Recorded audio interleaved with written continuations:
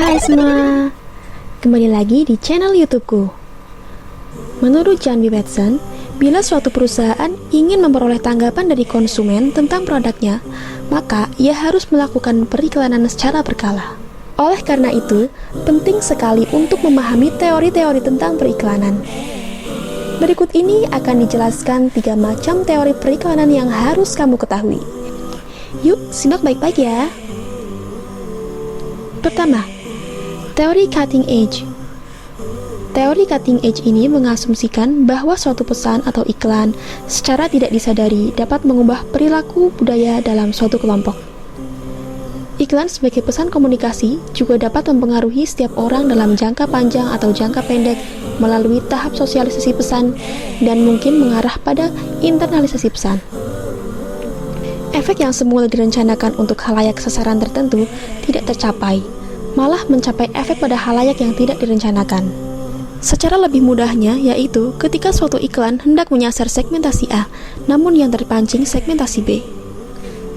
Contohnya adalah iklan kapsul jamu herbal merek Mastin di tahun 2014-an. Iklan ini awal mulanya disasarkan untuk target market wanita muda yang sangat memperhatikan kesehatan kulitnya. Namun, tanpa terduga, produk ini sempat sangat viral, bahkan menjadi bahan guyon bagi netizen meme komik. Akhirnya, produk ini justru dapat memancing segmentasi lebih luas lagi. Mungkin tidak hanya wanita muda yang membelinya, namun juga semua kalangan termasuk pria. Karena melihat kekayaan manfaatnya, yang dapat digunakan sebagai obat diabetes, anti kanker, anti inflamasi, dan lain sebagainya. 2. Teori ITR. Teori ITR ini disebut juga dengan teori awareness, trial, and reinforcement. Teori ini digunakan untuk mendapatkan kelompok orang yang secara tetap menggunakan suatu produk. Dalam teori, awareness artinya yaitu menggugah kesadaran khalayak bahwa produk yang diinginkan itu ada. Sedangkan trial yaitu dengan mempengaruhi aspek kognitif khalayak, mendorong untuk langsung mencoba.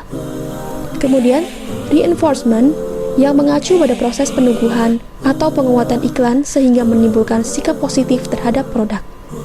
Contohnya adalah iklan minuman kemasan Le Mineral. Iklan air mineral ini sempat masif dengan menggandeng Dr. Raisa Broto Asmoro sebagai bintangnya. Iklan ini menyasar pada segmentasi orang yang cinta kebersihan. Selain itu, juga memberikan aspek kognitif melalui keunikan pada produk, yaitu dengan ada rasa manis-manisnya pada air mineral. Hal ini membuat rasa penasaran dan mendorong untuk mencoba langsung. Dalam iklannya yang terbaru, Le Mineral mengeluarkan produk galon sekali pakai tanpa perlu isi ulang. Hal tersebut yang mendukung keberhasilan iklan produk dengan inovasi baru.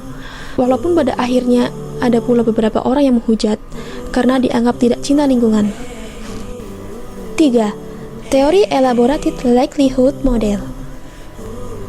Teori ini menjelaskan berbagai cara orang dalam mengevaluasi informasi yang diterima. Dalam teori ini, ada 2 rute yang digunakan berdasarkan kemampuan dan motivasi memperoleh informasi, yaitu rute sentral dan rute periferal. Pertama, rute sentral merupakan teknik yang digunakan jika si penerima pesan atau khalayak merupakan orang yang aktif atau kritis terhadap pesan-pesan persuasif. Oleh karenanya, pesan yang tepat untuk karakter khalayak seperti itu adalah dengan menyusun pesan yang lebih terorganisir, fokus, dan komplit, sehingga disebut pesan tersentral atau terelaborasi. Yang kedua adalah rute periferal. Rute periferal merupakan teknik penyusunan pesan-pesan persuasif bagi khalayak yang tidak terlalu fokus pada isi pesan. Khalayak dapat teralihkan oleh hal-hal lain di luar isi pesan, misalnya public figure, rewards, atau gimmick.